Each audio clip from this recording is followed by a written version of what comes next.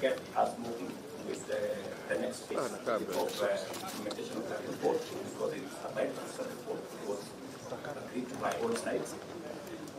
And as long as I think we should proceed.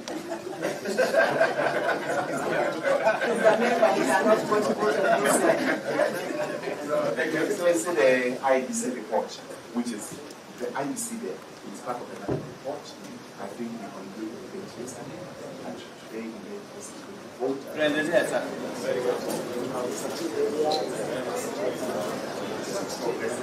James.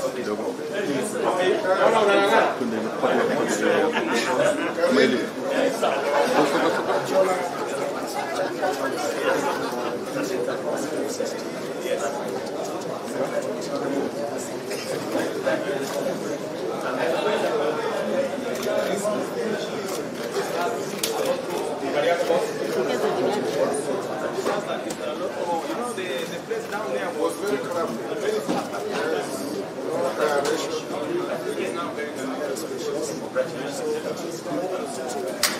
Congratulations.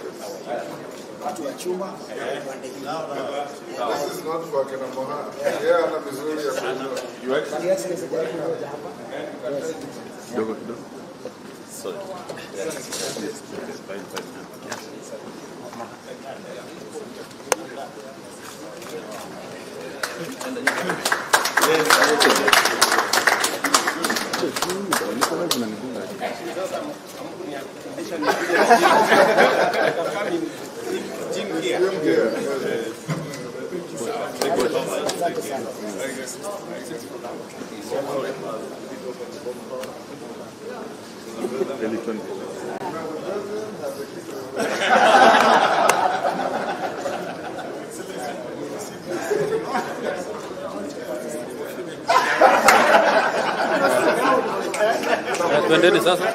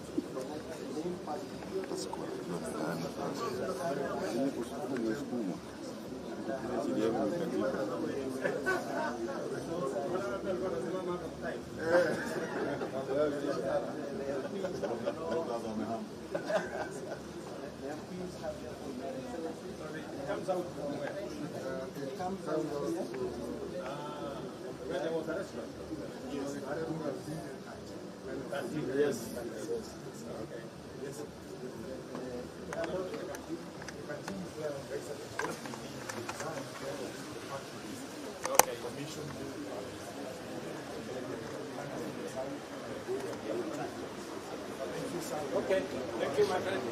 Speaker will wait.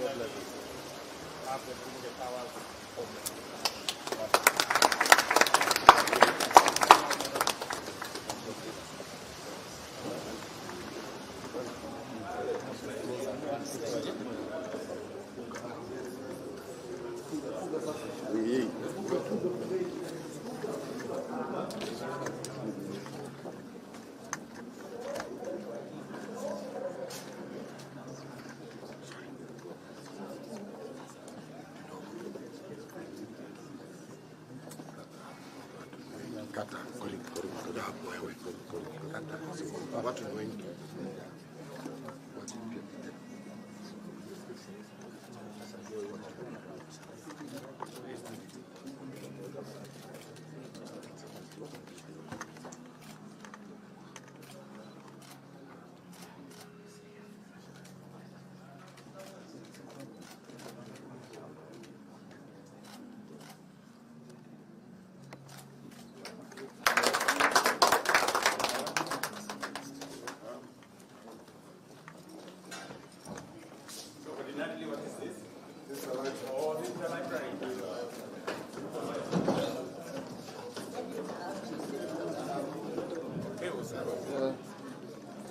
Okay, so there will be other The shelves. shelves, yeah? In fact, we're going to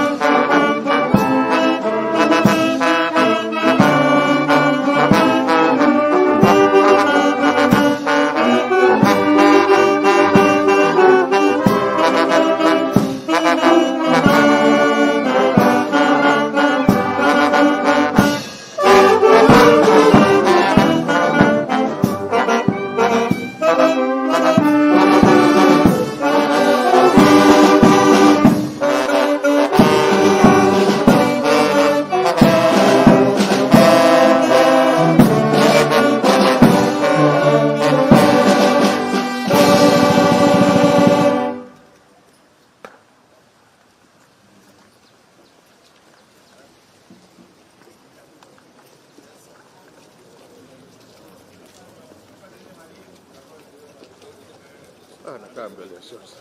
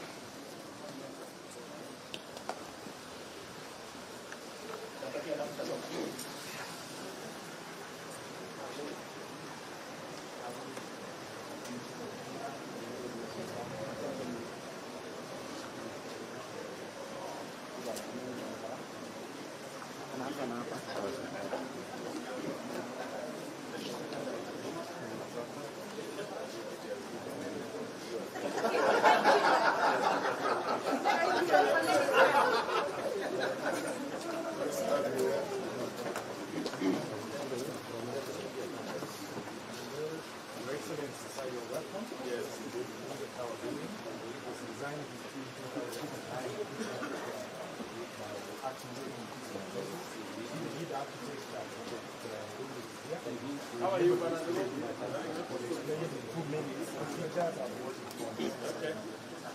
Your Excellency, the President,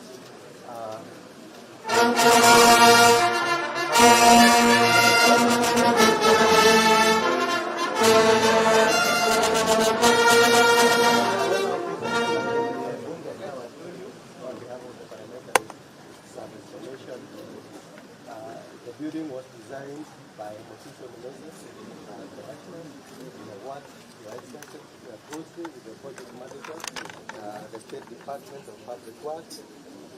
The building has been built by KTNNews together with the light here. And the Bunge Tower is a 30-story building. It has three basements, 4 floors,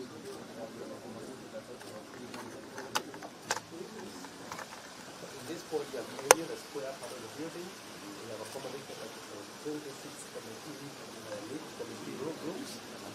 In the tower itself, we have accommodated a total of 331 and these offices. Okay. On the 23rd floor, we have restaurant, and then we have a gym.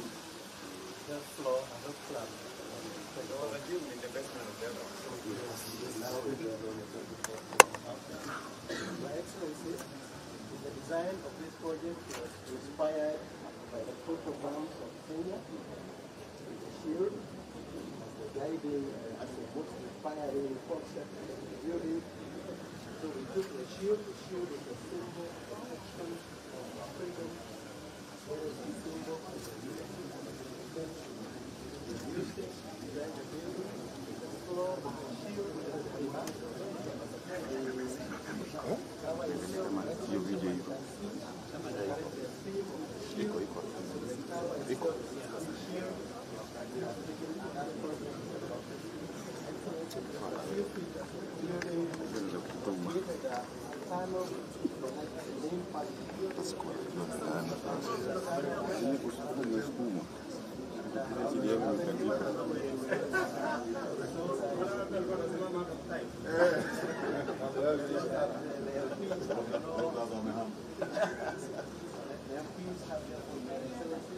Comes out from where?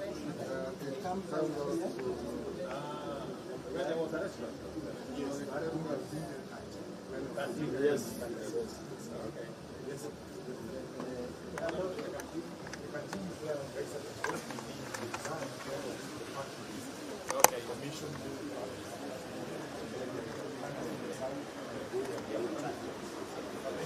Okay. Thank you, my friend. The speaker will wait.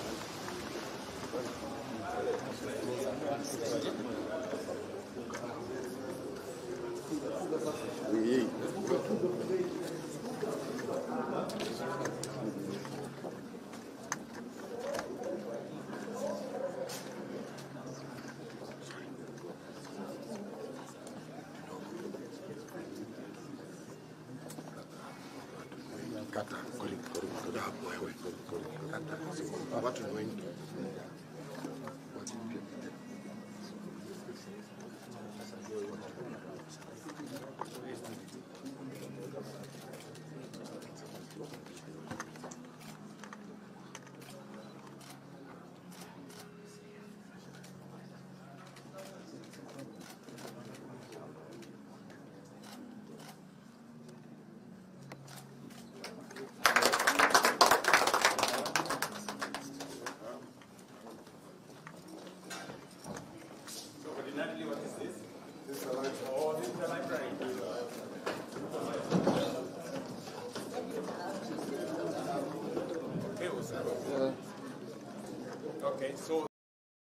You on behalf of the Parliamentary Service Commission to open our digital library.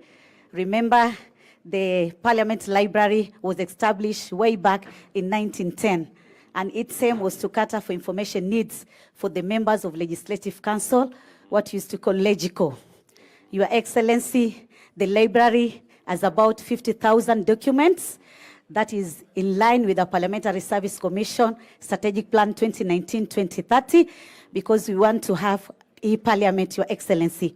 Your Excellency, right now, the digital library was established under the DEEP platform. That is the system which has been used. And Your Excellency, right now, it is online, and it is also linked to our Parliament website. And approximately 21,000 documents ranging from committee reports, Hansard, and also other parliamentary documentary, and we also have government publication. Your Excellency, it is already online. You can join anytime for references purposes. And at this juncture, I humbly welcome you, Your Excellency, to official launch our digital library, and then we'll just do a small demo to see what we have in our system. On the African Summit, I saw you talking about the roadmap in terms of technology. And I know very soon the Kenya Kwanza government is going to widen connectivity and even strengthen the infrastructure so that even that in Kenya at Sugoi will understand what is happening in Bunge. They will know that at least the members of parliament, they're legislating, they're doing oversight, and they're doing representation. Thank you, Your Excellency. You'll just click here, Your Excellency, with your permission. Just touch it. Yes. Again, touch it. Yes, it's opening now. Okay, now let us go to National Assembly, and we want to see what we have in our system. That is in our answer at National Assembly.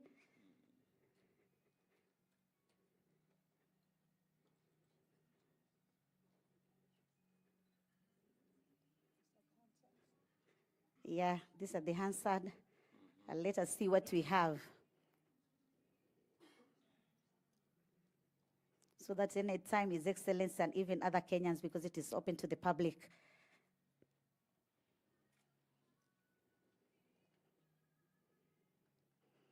Yeah, click there. Yes.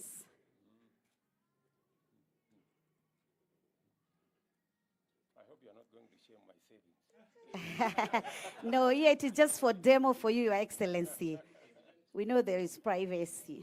Final address to this House as he goes into a well-deserved retirement. Mr. Speaker, I had the privilege of serving in the 8th Parliament when the President was the leader of the opposition. And I was then age 31 when I first came into this House. And I had His Excellency, the President, who was leader of the opposition then, after the presidential address by the former President. And he made the following comment. He said, Mr. Speaker, I wish to support this general statement that has been made by the President. And I was really angry because I then thought, when everybody said it was a great statement of exposition and government policy, as leader of the opposition, the President, though recognizing that it was a statement made by the President. Yeah, that is some of what we have in the answer. Maybe can you go to the Deputy President and see what he did while he was in the Parliament before he became the Deputy President of the Republic of Kenya?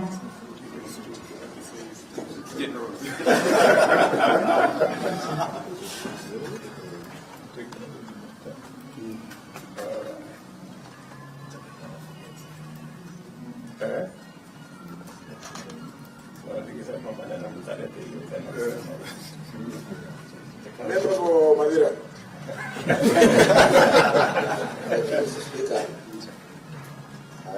rise to support the approval of all the 9 nominees. And first and foremost, I want to thank His Excellency the President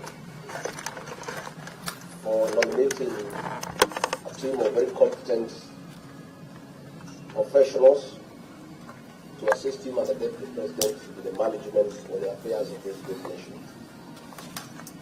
Mr. Speaker, I would like to urge my fellow members that we approve the entire list to give the President a team to begin serious work. Mr. Speaker, we are all aware we have lost 6 months. Yeah, thank you, Your Excellency. As President, that is just part of what we have, but we have so many other documents, and anybody can just go online, and it is also linked to our Parliament website. Thank you, Your Excellency. Asante sana for the official launch, and you are most welcome.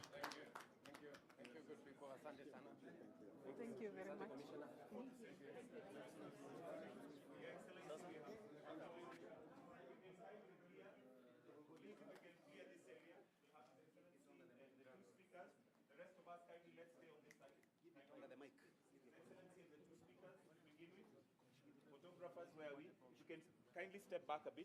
If we can kindly step back to give them room. All right. Quickly. Then we'll ask His Excellency the Deputy President to join in that picture. Your Excellency.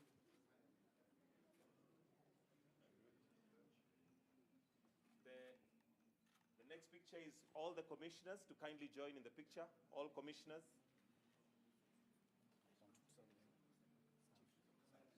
Let's step back a bit. Let's step back a bit. Some commissioners, please. Some commissioners.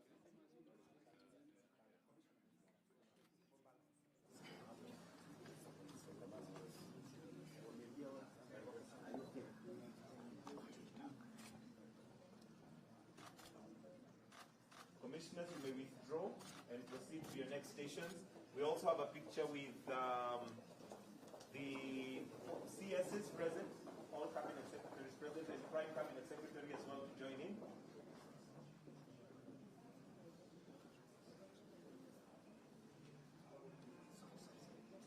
Principal secretaries as well to join in.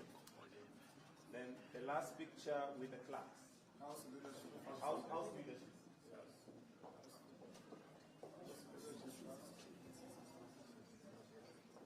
CSs can withdraw.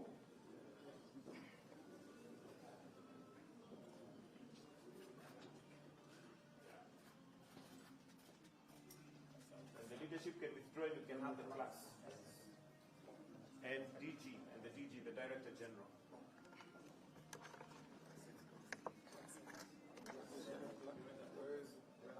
Flat Senate.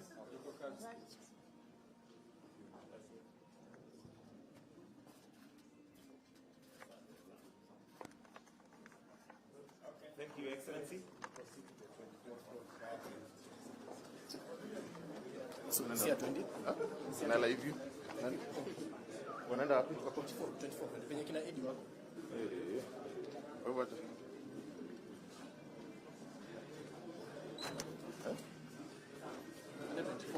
Enda juenda.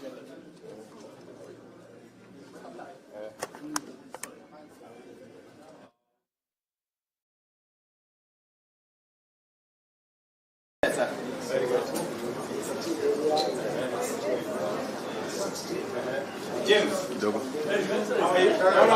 Kunde kwa picha na yeye hapo. Mwili. Soka.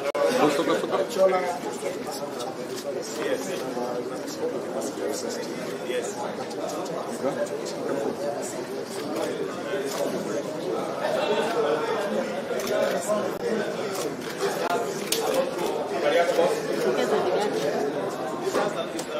You know, the place down there was very crowded and very happy. This is now getting another specialist. So it is very important. This side, the other side. Hi. How are you? CNN. Yes. How are you? What are you doing?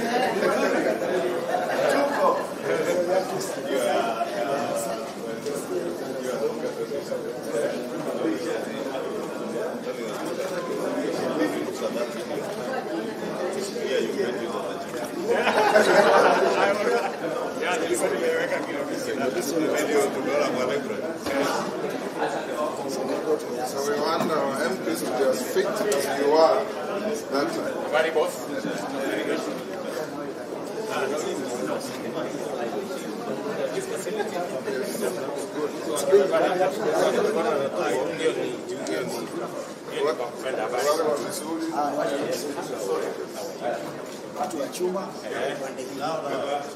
is not for Kina Moha. Yeah, na vizuri ya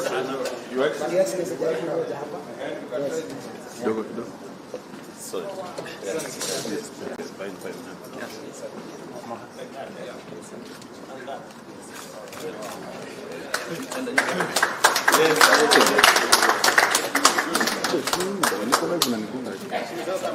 I must say, no parliament I can tell you, we have been able to go across the continent and beyond. A number of parliaments in the Western world lack this kind of actually pat ourselves on the back as a country first and foremost, and also as a parliament. Your Excellency, thank you very much. Look forward to working more and more as a parliament. Thank you very much. God bless. Thank you, Your Excellency.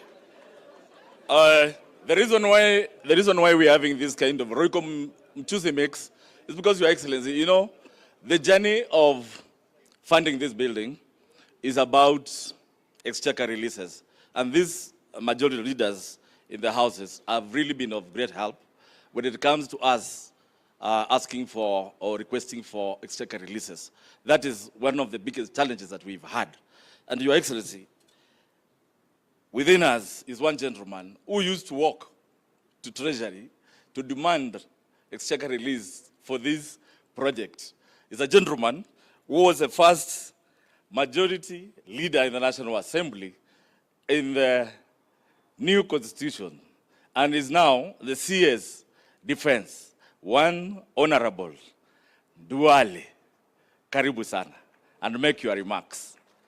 You are still loved in Parliament. Karibu sana.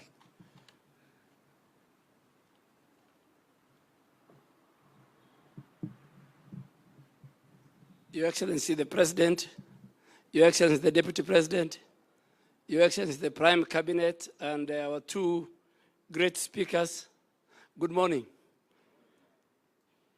Your Excellency, allow me to confess that you used to have an office yourself here when you were the Minister for Agriculture. And to confess more, you were very diligent at the gym. You used to come there at 5:30. And you used to do 30 minutes on the trail mill. We used to wonder how you used to run that time. And I'm sure the Speaker was the Minister for Foreign Affairs. He had an office here. The Speaker of the Senate was the Minister for Fisheries. He used to have an office here.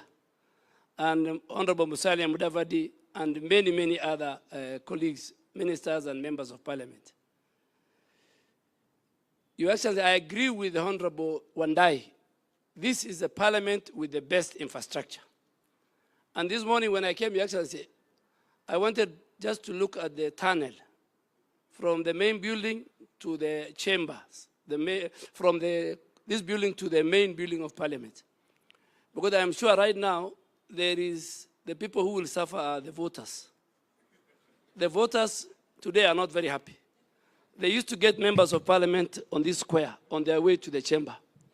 Now, members of Parliament, Your Excellency, will go through the tunnel. And those of you who went to the US Capitol Hill, US Congress, exactly the same tunnel.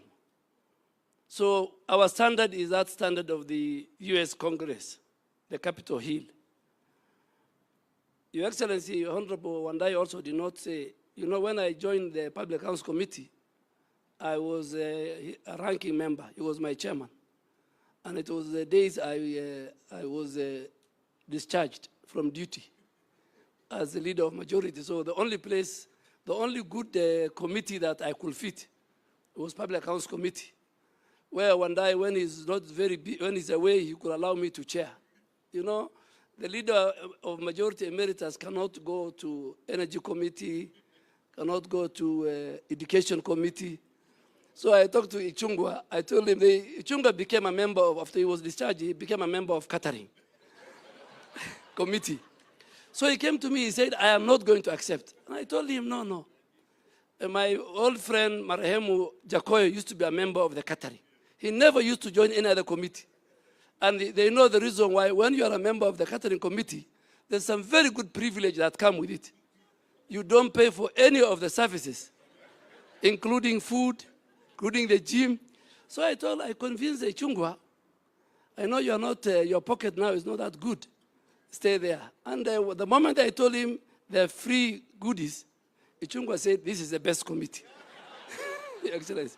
So, Excellency, I really want to thank, as I finish, I want to thank the Speaker of the National Assembly, who is the chairman of the PSC, and the Speaker of the Senate, and the members of PSC, and the leadership, the two clerks, and all my former colleagues of this House, for at least coming to the conclusion that this building must be used by our parliamentarians and by the staff of Parliament.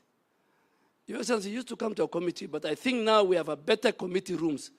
At least I can confess for the first time as a Minister for Defense, I was grilled by Honorable Koech, the Chairman of Defense, about 2 weeks ago.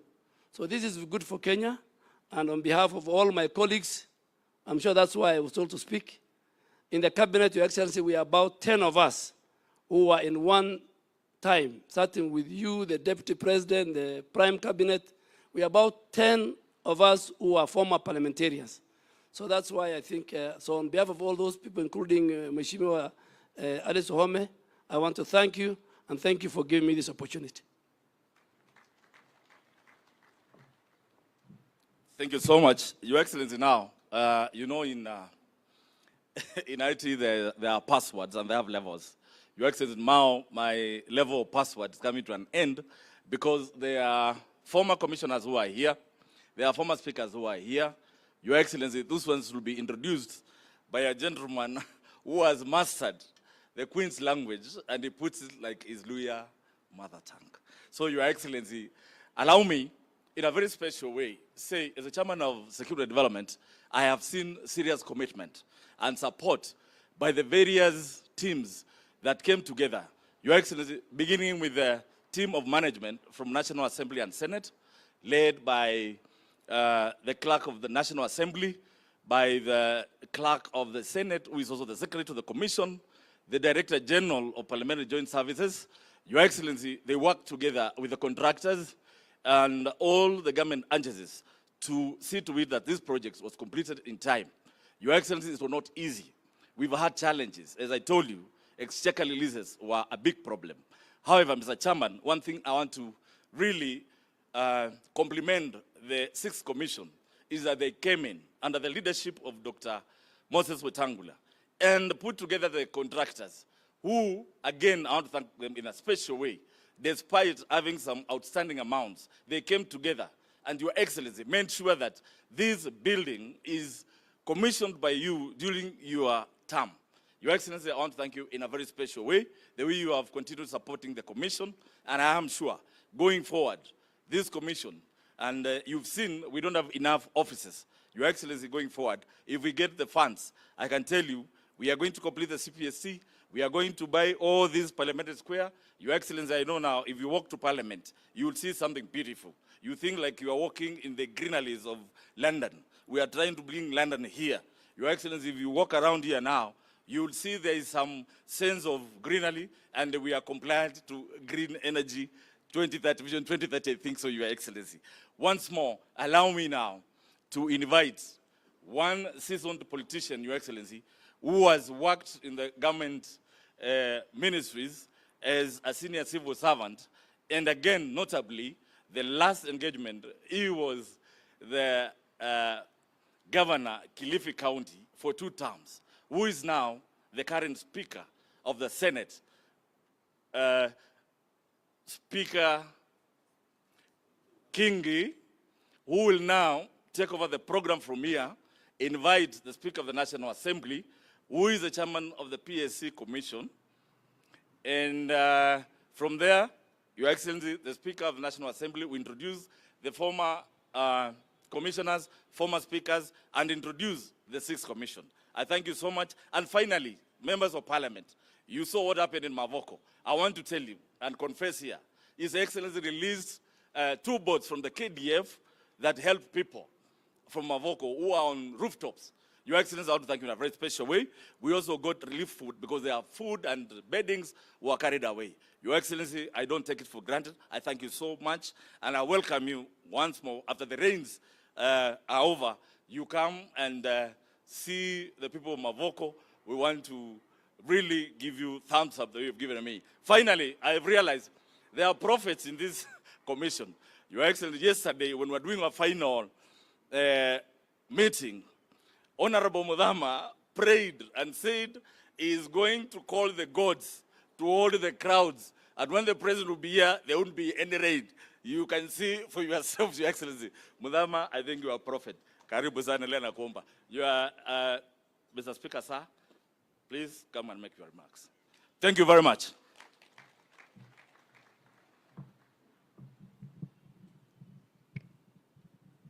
Your Excellency, before I make my short remarks, allow me to invite our host governor, Governor Sakaja, to make his remarks. If I don't do that, there is a small road he's doing for me somewhere. I may jeopardize that. Thank you so much, Speaker of the Senate, Your Excellency, the President, the Deputy, the Right Honorable Speakers, former colleagues. Your Excellency, this building fills us with a lot of nostalgia. I have been a member here, and we used to joke that when the building is done, we should call it the Mirage, because it kept moving. You know, it was a moving target that we couldn't see where to get to. But truly, this is Kenya House. Your Excellency, our constitution is clear about the place of parliament, that since all Kenyans cannot fit in one room, that we divide ourselves, if you look at Article 89, into as equal as possible constituencies to have somebody to represent us. This is Kenya House. This is where the people of Kenya, you know, actually congregate through the elected representatives. I'm very proud of the work done over the years. I want to congratulate the Commission. Honorable Kingola has forgotten to mention the work we've done together to do this entire square, you know, in 2 months, Your Excellency. If you look at the cabro, if you look at the trees, the garden. But now there's not a problem, but an opportunity that has been transferred to me. Because with the tunnel, all these people are coming to City Hall, Your Excellency. If they cannot wait for their members here, they will come, and I'll be very happy to host them at City Hall because they can come in. Your Excellency, part of parliamentary tradition is what we call the lobby. If you go to Westminster, the space between the House of Commons and the House of Lords is what is called the lobby, and that is where the word lobbying came from, because people would come to lobby their members about a legislation or an intervention. I hope that either in this square or somewhere, we can still find a place, and even with the technology we have today, because we have Twitter, Facebook, we have email, we can find a way through which our people will still feel close to their elected representatives. Hongera for the work, Speaker, Chairman of the Commission. He has been on my case every 2 days, 3 days when our team has not been there because of the rains. But I'm very happy and proud of the team from the county, also led by Engineer Tirop, for the work that they've been able to do. We pray for continued partnership between ourselves and Parliament. We respect the place of Parliament in our governance structure. My entire career, I've been here longer than I've been a governor. I've been here 10 years. I've been a member of National Assembly. I've chaired committees where we've had to look for space. In fact, I'm the only member of National Assembly who's chaired senators, because I chaired the only joint committee then that had both the Senate and the National Assembly. And that time it was daunting. I want to encourage the young members. I had members like the late Otieno Kajwang, the late General Kaiseri, members like, former Minister Obure. And there's this 28-year-old who is telling them, you're out of order. And they will tell me, come on, Kijana, what do you know? But over time, it turned into respect. I see so many young members of Parliament today. I want to encourage them. The Bible in Hebrews and in 1 Timothy, actually, 4:16 says, let no one look down upon you because you're of your age, but set an example in speech, in deed, and in the work you do as a young person. I've gone through this house, and today I'm the governor of Nairobi and proud to host Parliament. So hongera, let us keep cooperating. Anything that you ever require, Speaker, National Assembly, Speaker, Senate, you're the Speaker of the place I love the most. You know, I love coming to the Senate. It's just one or twice I've not been around. Today I'm with you. Today I'm here with you and no one is asking me a question. I'm very happy. I hope this can be the tempo that we keep on with, even in subsequent visits. Let us maintain this place. Senator Mudhama yesterday spoke to me and called on me and said, this place looks now like Europe. Why can't we do this in the entire Nairobi? And I said, I'd love to do it, but ni chapa. You know, if we had those resources, I would urge senators and National Assembly members, division of revenue in Abuja. This can be replicated. We're doing the same in Lower CBD. We're doing the same on River Road, Racecourse Road, Latema Road. If you go to Tomboya, it is all being constructed so that we can give our people the same dignity that the members of Parliament have here. So all the best, and you can count on us as the county government of Nairobi and also as the governors. On behalf of the Council of Governors, hongera for this milestone. May God bless you all.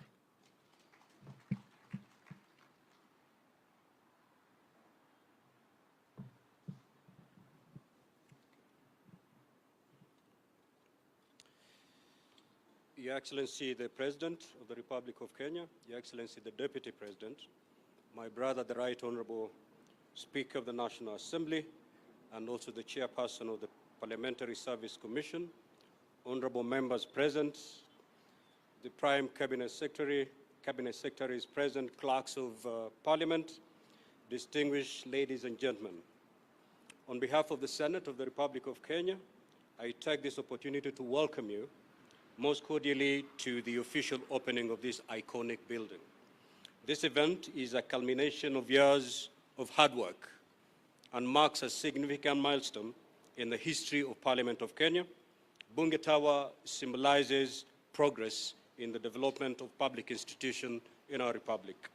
Indeed, we do acknowledge the effort by the Parliamentary Service Commission in ensuring that the structure incorporates modern building technologies and environmentally sustainable practices that showcases Kenya's advancements in green building and promoting energy efficiency. This demonstrates our appreciation of the reality of climate change, which has emerged as one of the most pressing global challenges. The modern facilities available in this building, among them the library, gymnasium, committee rooms, and other essential amenities, provide conducive environment for members of Parliament and the Parliamentary Service Commission staff and promises to enhance their work output. Your Excellency, sir, the promulgation of the new constitution in 2010 gave birth to a new political dispensation in our country, which radically altered our engagements in our socio-economic and political spheres. Notably, it redefined political representation by introducing a new model featuring a devolved system of governance and reverted to a bicameral parliament comprising the Senate and the National Assembly. Consequently, our legislature witnessed a rise in the number of members as the re-established Senate brought in 67 senators, 47 of them elected by counties and 20 nominated to represent different interest groups. The National Assembly, too, was not left out, as more honorable members came on board, swelling its ranks from an initial 224 to the current 349, a notable inclusion being the 47 women representatives. Inevitably, Your Excellency, this increase in number of legislators occasioned an unprecedented surge in demand for office space for members and their support staff, compelling Parliament to seek additional space. This necessitated the renting of premises within Parliament, Parliament Square, and the CBD at large to mitigate the situation. Over the years, this has proved to be counterproductive, as it has saddled Parliament with an annual rent bill that has since soared to 400 million. This predicament fully justifies the need for an office block that not only presents a centralized work environment with all essential amenities easily within reach, but also meets the standards of a modern workstation ideal for our legislators, while curtailing further expenditure on rent. This is what Bunge Tower is, a game changer for Parliament and the Kenyan community. For the Senate, Your Excellency, Bunge Tower bears additional significance in being the latest milestone in a remarkable journey of improving facilities and workstation for members, both for plenary and committee activities.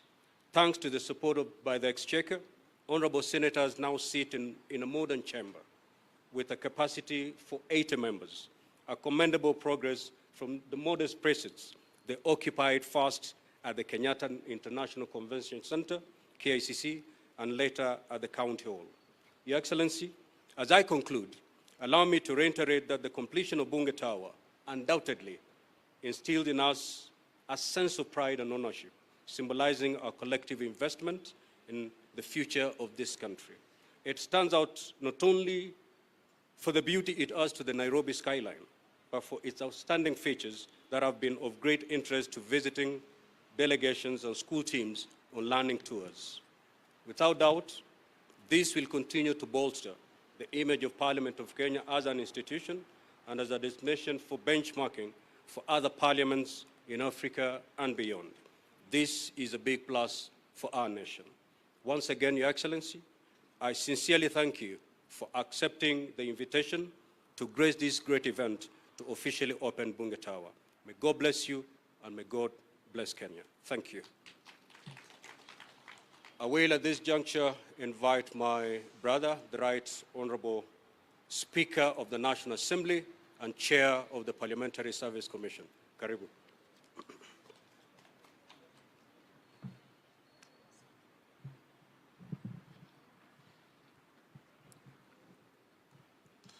Thank you very much, Right Honorable Speaker Kingi. Your Excellency, our President, our Deputy President, Prime Cabinet Secretary, Speaker of the Senate, Governor of Nairobi, our Deputy Speakers, our Commissioners. Allow me to, in a very special way, thank you, Your Excellency, for accepting to come to this event. When we talked yesterday, you actually wanted to be here by 8.